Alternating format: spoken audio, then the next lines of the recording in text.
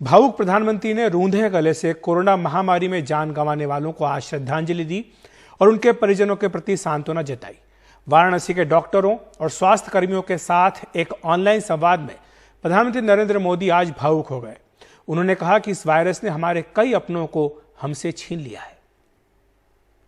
हालांकि ये महामारी इतनी बड़ी है कि आप सबके इस कठिन परिश्रम और असीम प्रयासों के बावजूद भी हम अपने परिवार के कई सदस्यों को नहीं बचा पाए।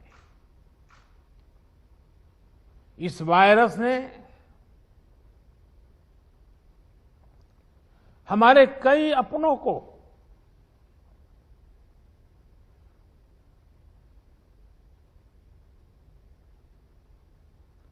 हमसे छीना है।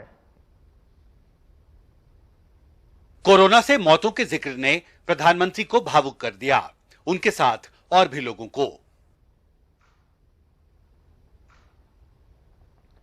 मैं उन सभी लोगों को अपनी विनम्र श्रद्धांजलि देता हूं और उनके परिजनों के प्रति सांत्वना व्यक्त करता हूं। बनारस के स्वास्थ्य कर्मियों के साथ इस संवाद में प्रधानमंत्री ने फिर एक नया मंत्र दिया, जहां बीमार वहीं उपचार। पीएम मोदी ने ब्लैक फंगस के बढ़ते खतरे के प्रति आगाह भी किया और बच्चों को महामारी के दौरान सुरक्षित रखने के लिए विशेष पहल की हिदायत दी। हमारी इस लड़ाई में अभी इन दिनों ब्लैक फंगस की एक और नई चुनौती भी सामने आई है। इससे निपटने के लिए जरूरी सावधानी और व्यवस्था पर ध्यान देना जरूरी है। लेकिन मुझे उधर कांग्रेस ने कहा कि समय पर कदम उठाए गए होते तो आंसुओं की नौबत नहीं आती। आज अपराध बोध में प्रधानमंत्री अगर कुछ आंखें नम कर देते हैं, आंसू बहाते हैं, तो जो करोड़ों लोगों को खून के आंसू पीने पड़े, क्या वो धुल जाएंगे? क्या वो दर्द मिट जाएगा?